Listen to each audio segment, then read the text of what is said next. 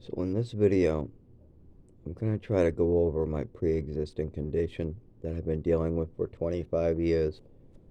And this time I'm going to go over it to try to help maybe my high school mates, middle school mates, or people who know me from growing up. Because they witnessed it, they saw it, but they don't understand it. Nobody knew what was going on. They just knew I was shitty at sports, and then I was good at sports, and then I was shitty in the morning, and then I was good in the afternoon, and nobody understood what was going on.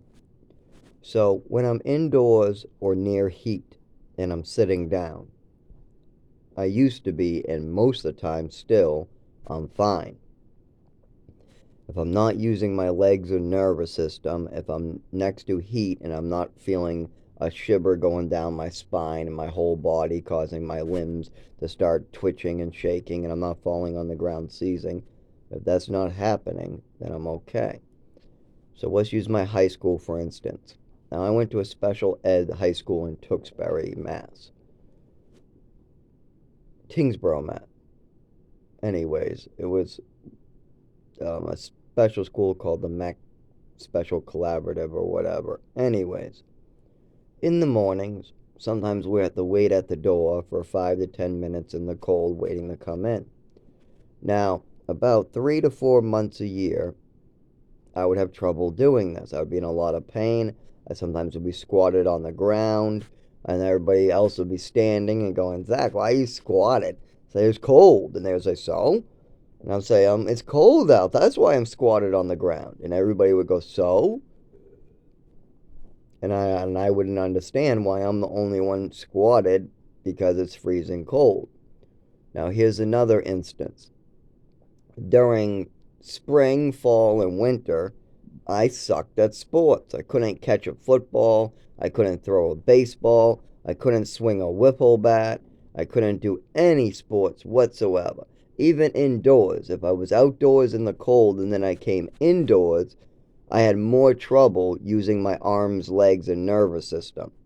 And this was very obvious. During winter, I would have so much difficulties talking, walking, moving, just doing sports, any of it. I looked like a different person. But then summer would come along, and I'd be the best wiffle ball player. I'd be the best person pitching baseballs. I'd be throwing that football and playing jackpot, and I'd be jumping and getting the football and going everywhere.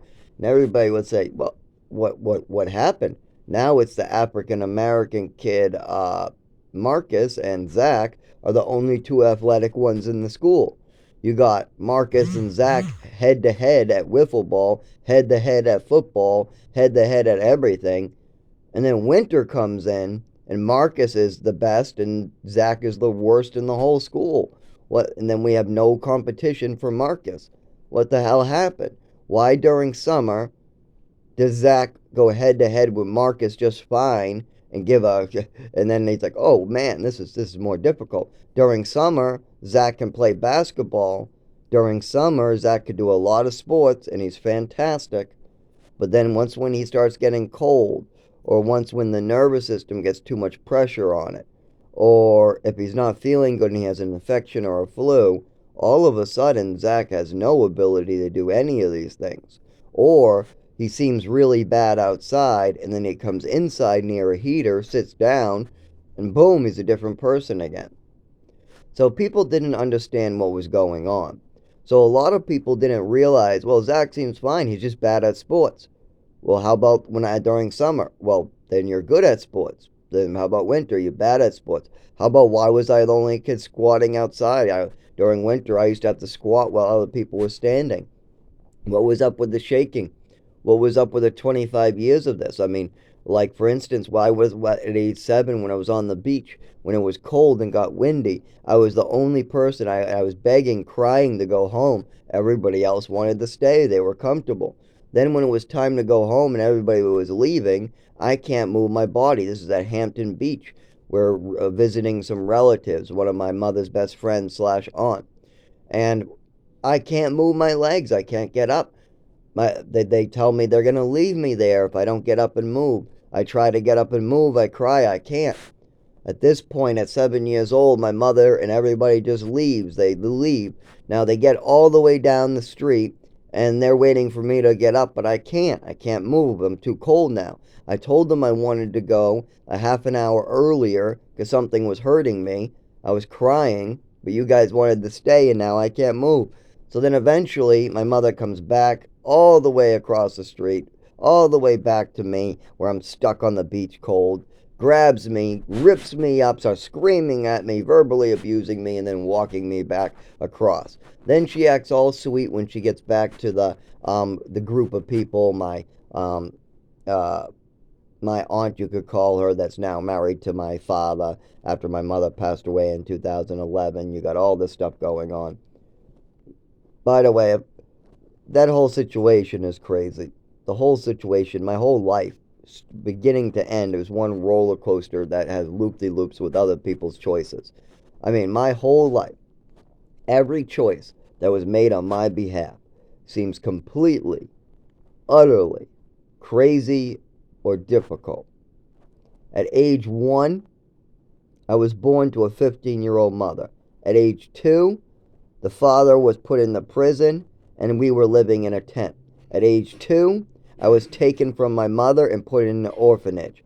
At age 3 to 4, maybe even 5, I was held down and given medication twice because one of the other children put ketchup in my orange juice.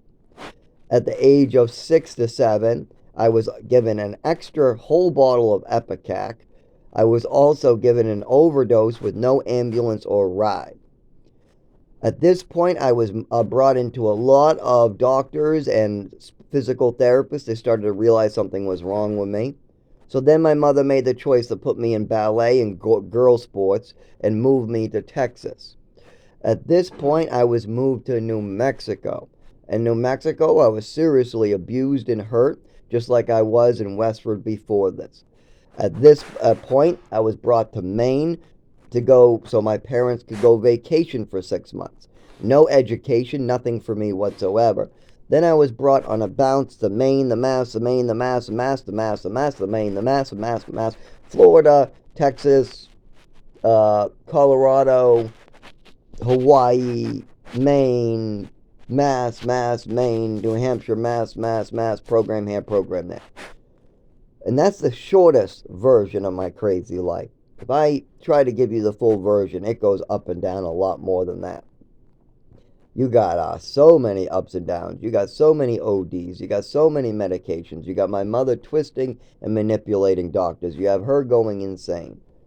Literally insane. And projecting it onto me to make me look like the mental patient. And I'm only 12, 11 years old, so I don't know what's going on. And don't forget, she continued this behavior, or she did this beforehand in Westford. She did this crazy stuff before we even moved to Texas. So, of course, no matter how much I cry to doctors and beg for doctors for help, all they do is drug me more and give my mother more weapons and medications to harm me. Well, now I'm 31 and over that, and now I'm dealing with new systematic abuses. Brand new ones. Like landlords assaulting people, health hazards being rented out, waterfalls coming in apartments for 7 years, losing jobs because you're sick and hospitalized and doctors don't want to look into it. And literally, when I go to the doctors, keep in mind, I can't get any physical medical care. My mother made sure that a doctor would never give me any proper medical care. That's fucked up. That is. I walk into an emergency room with a broken leg, and they check me for mental illnesses and drugs. Another person goes into the hospital with a broken leg, and they check him for a broken leg. That's the difference.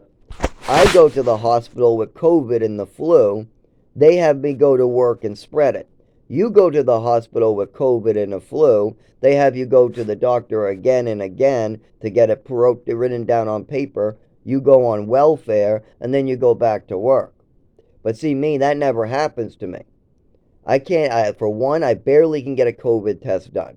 They do every other test before they finally bring in the COVID test. Number 2 is if the COVID test isn't positive, then they don't do any further testing. They don't have me come back. They don't establish it, even if it's very obvious that I have the flu. Even if it's the regular flu or a different version of the COVID flu, whatever it is still the flu, and I'm still working at a gas station 60 hours, 6 to 7 days a week with hundreds of the public. I should definitely be looking into this, and that's why I did.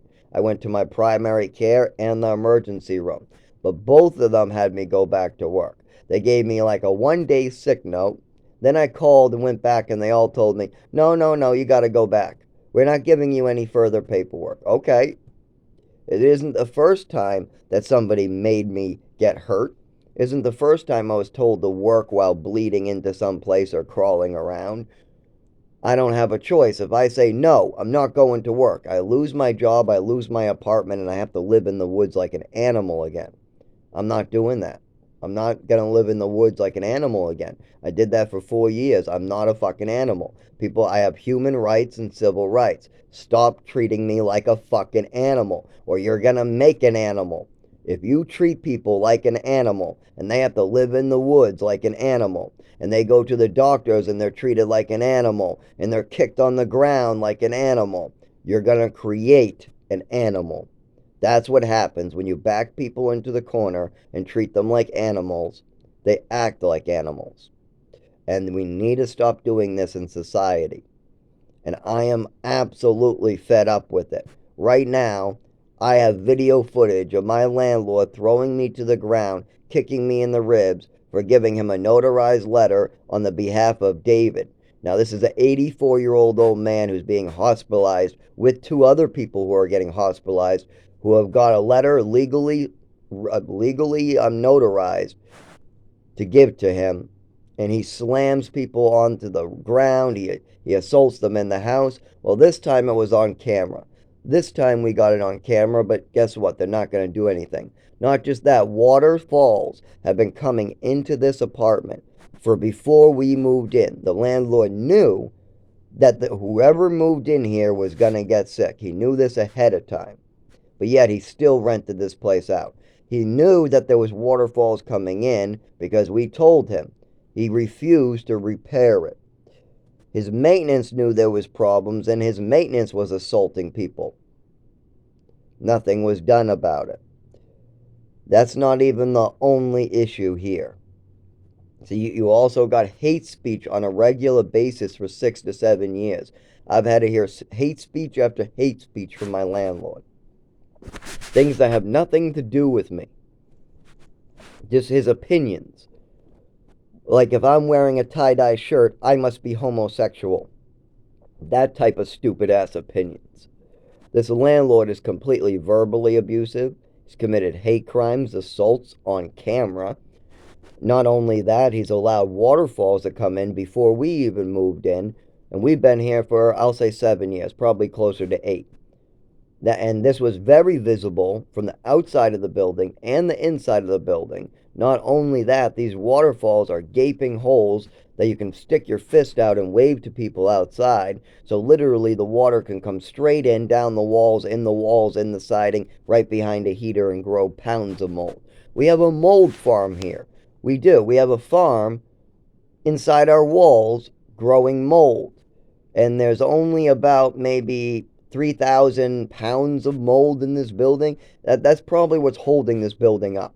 There's probably more mold than there is wood left in this building.